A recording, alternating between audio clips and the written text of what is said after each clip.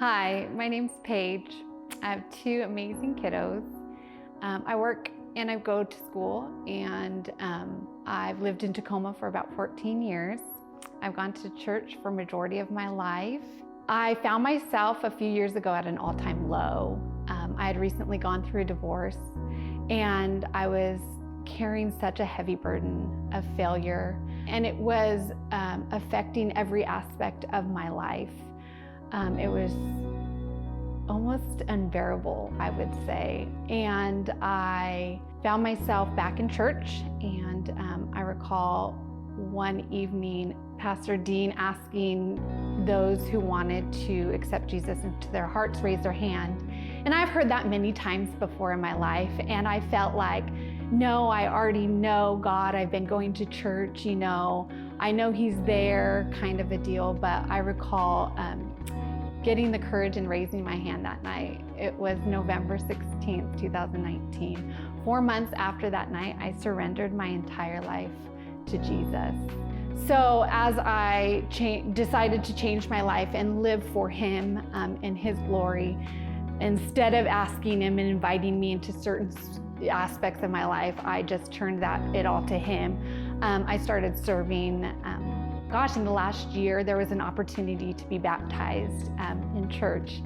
And I said, okay, this is my time to announce basically to the world, to publicly do that. When the opportunity came, my fear overcame me. Everything in my mind just went against me. I shouldn't, because I've gone to church for so long. I shouldn't because this or that. These are my peers. These are my friends. What are they gonna think if I get in that? I went to bed that night and just knew that God was calling me to do that. And that was such a huge act of obedience for me, and to fight against all of that. Oh my gosh, to fight against all of that. And I went back the very next morning, the 9 o'clock service. And as I was getting ready, from the time I woke up until the time I was actually baptized, everything overcame me, telling me not to, telling me no, why I shouldn't. So after I was baptized, I believe 2 weeks to the day, I had an appendicitis that ruptured inside. I kind of waited too long to go to the ER. By the time I got there, I had sepsis throughout my blood, the bacteria in my blood, and I needed emergency surgery.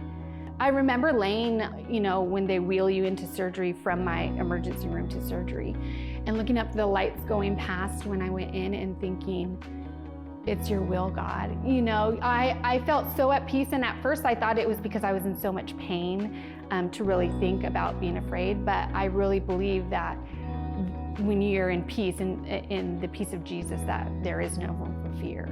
Gosh, I think it was 2 weeks went by and I was back in church after that incident, 2 weeks. And I kind of felt like, what now? Like, bring it on, because I know in the rest of my life that stuff doesn't go away. I know that I'm gonna be that much stronger, that much more ready.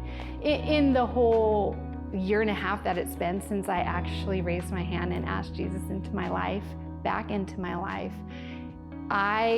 it's been so overwhelming, so much joy, so much courage. I've mended relationships. Then you thought, oh, that's it, that my life is what it is. Now it's no more. What I thought of my marriage and my family and what I dreamed of, well, everything I dreamed of was crushed. I thought that was it, but I'm just learning that He has so much more in store for my future. My hope and encouragement is that you will say yes to Jesus today and let Him do the work. You have to have a willing heart. Be willing, and it'll be the happiest day of your life.